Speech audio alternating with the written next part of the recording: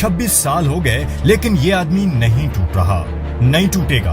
कौन सी चीज है जो इसे नहीं टूटने दे रही? इस पर गौर करें। उम्मीद नहीं टूटने दे रही इसको। आजादी की उम्मीद उसका हौसला बंधाती है। उसे हौसला है कि उसकी सोच को, उसकी बात को, उसके अल्फाज को कोई बांध के नहीं रख सकता। उसकी बात आप तक हर हाल में पहुंचेगी। यह हौसला है कि मैं जो सोचता हूं, जो कहता हूं, वो इन दीवारों के पीछे रुकता नहीं। किसी ने इतनी लंबी स्ट्रगल नहीं की कि किसी ने 22 साल अपनी जिंदगी के नहीं गुजारे स्ट्रगल करके। मैंने तो अब पब्लिक में निकलना है और मैंने स्ट्रगल करना है। तारीख है, वो कभी किसी को माफ नहीं करती। कौन क्या रोल प्ले कर रहा है, तारीख में हमेशा ये चीजें सामने आ जाती। लेकिन एक जिंदा कौम हमेशा अपने हकूक के लिए खड़ी होती है, और हमेशा आपकी सबसे बड़ी कि आपने ये गुलामी नहीं कबूल करनी।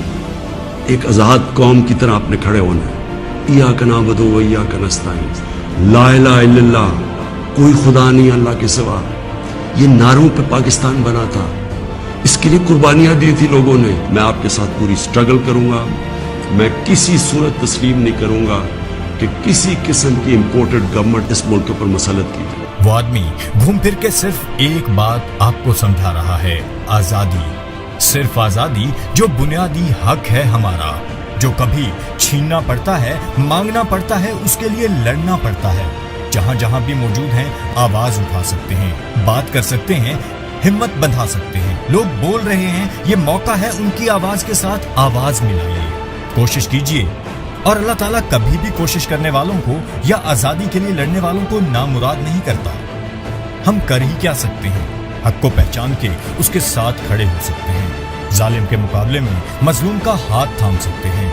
अपनी दानिश में फैसला कर सकते हैं कि क्या ठीक है और क्या गलत। जो ठीक है उसके साथ खड़े हो सकते हैं, जैसे वो खड़ा है 26 साल से।